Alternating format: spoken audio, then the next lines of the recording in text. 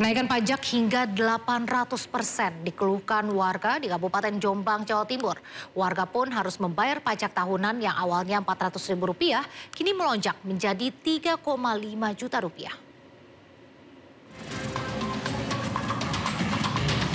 Anis Purwaningsi, nenek 63 tahun ini syok begitu menerima tagihan pajak tanah dan rumahnya di Desa Sengon, Jombang, Jawa Timur. Pajak yang biasanya Rp300 hingga Rp400.000 per tahun kini melonjak menjadi Rp3,5 juta.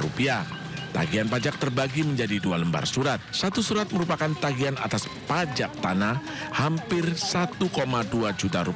Satu surat lagi tagihan atas pajak bangunan rumahnya sekitar Rp2,3 juta. Tak hanya sangat memberatkan, Anis menilai kenaikan pajak ini tidak masuk akal.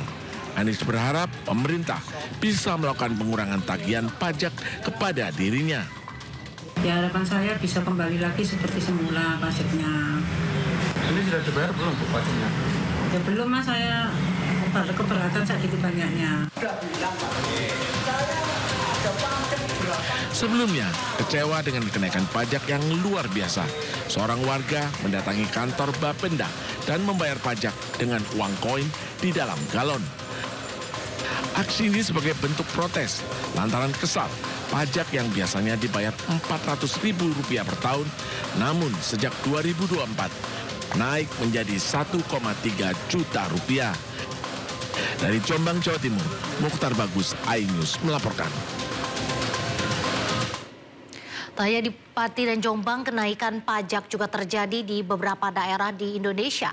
Kenaikan ini diharapkan dapat membantu pemenuhan pembangunan di daerah. Di Pati, Jawa Tengah, kebijakan kenaikan pajak bumi dan bangunan sebesar 250% sempat diwacanakan. Namun Bupati Pati akhirnya membatalkan kenaikan pajak bumi dan bangunan perdesaan dan perkotaan atau PBB P2 setelah desakan dari masyarakat dan terjadi aksi unjuk rasa. Di Jombang, Jawa Timur, pajak bumi dan bangunan pedesaan perkotaan juga mengalami kenaikan hingga 333%. PBB P2 Jombang naik dari Rp300.000 ke Rp1,3 juta per tahun. Bahkan, kenaikan pajak juga ada yang mengalami hingga 800%. Warga harus membayar pajak tahunan yang awalnya Rp400.000 kini melonjak jadi Rp3,5 juta. Di Kabupaten Semarang, sejumlah warga juga mengeluhkan kenaikan signifikan saat membayar PBB hingga 400%. Namun pemerintah Kabupaten Semarang membantah ada kenaikan pajak. Badan Keuangan Daerah Kabupaten Semarang menjelaskan kenaikan nilai pembayaran PBB dimungkinkan apabila terdapat perubahan signifikan pada fungsi objek pajak atau ada penilaian uang. Di Kabupaten Bone, Sulawesi Selatan, terjadi aksi unjuk rasa menolak kenaikan pajak bumi dan bangunan PBB P2 di depan kantor DPRD. Pendemo menilai kebijakan kenaikan pajak hingga 300% dinilai tidak manusiawi dan harus dibatalkan. Sementara itu di Cirebon, Jawa Barat, kenaikan PBB bahkan mencapai 1000% di beberapa wilayah. Paguyuban Pelangi Kota Cirebon bersumber dari media sosial melayangkan aksi protes, menyuarakan kebijakan yang dianggap tidak adil. Komisi Pemberantasan Korupsi menyatakan Bupati Pati Sudewo diduga menjadi salah satu pihak yang menerima aliran uang kasus dugaan suap proyek pengadaan barang dan jasa di Direktorat Jenderal Perkeretaapian Kementerian Perhubungan. Dalam keterangannya di Gedung Merah Putih KPK, juru bicara KPK Budi Prasetyo menyampaikan SDW merupakan salah satu pihak yang diduga juga menerima aliran komitmen fee terkait proyek pembangunan jalur kereta.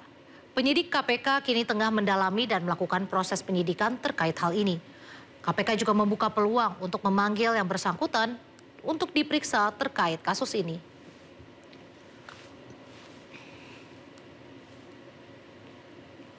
Satu pihak yang diduga juga menerima aliran komitmen fee terkait dengan proyek pembangunan jalur kereta yang kemarin kita sampaikan terkait dengan update penahanan salah satu tersangkanya yaitu saudara R. Tentu dari informasi ini penyidik akan mendalami dan tentu nanti kami akan update proses penyidikan terkait dengan saudara saudara SDW ini seperti apa. Pemirsa, ratusan warga dari 3 desa kembali melakukan aksi unjuk rasa dengan mendatangi gedung kantor Bupati Pandeglang, Banten. Bahkan massa membawa sampah dan membuangnya ke halaman kantor Bupati untuk penolakan kiriman sampah dari luar kota. Dan perlu mereka ketahui, KDN bukan tujuan kita. Inilah video viral saat warga melakukan aksi unjuk rasa dengan membuang sampah busuk di gedung kantor Bupati Pandeglang, Banten. Aksi tersebut sempat membuat petugas kepolisian kewalahan. Dan perlu mereka ketahui, aksi ini merupakan buntut dari penolakan adanya kiriman sampah dari luar kota. Massa yang berasal dari warga desa Tegalongok, desa Bangkono, kecamatan Kroncong, dan warga dari kelurahan Kabayan. Mereka menuntut agar pemerintah daerah Kabupaten Pandeglang mengkaji ulang perjanjian kerjasama dengan Pemkot Tangerang Selatan yang akan mengirim sampah mereka ke daerah Pandeglang. Selain itu, warga juga menuntut perbaikan sistem pengelolaan sampah di TPA Bangkono.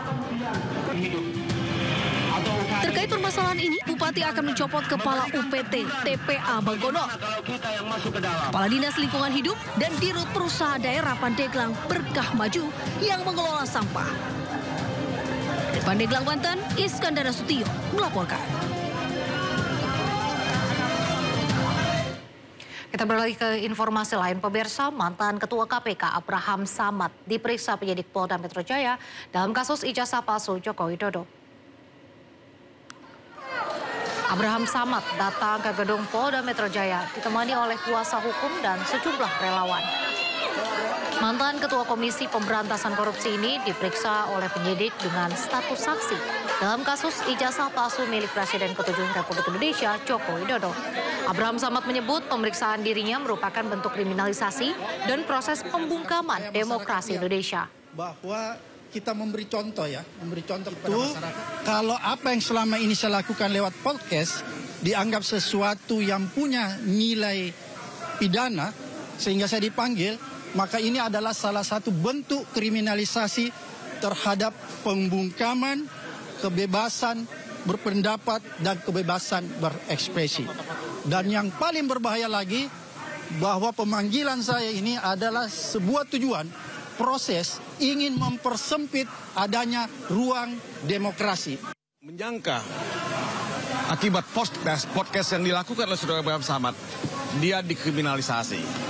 Tidak boleh ada kriminalisasi dalam negara Republik Indonesia ini terhadap wartawan, terhadap mereka yang punya podcast, ya, terhadap siapapun, karena ini membungkam kebebasan berpendapat, membungkam kebebasan pers.